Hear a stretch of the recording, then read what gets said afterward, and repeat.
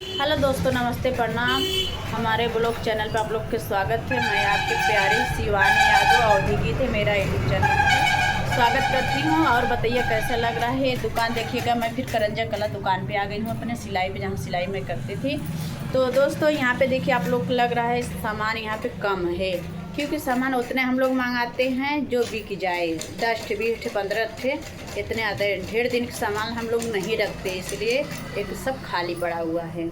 और यहाँ पे देखिएगा सिलाई हो रहा है।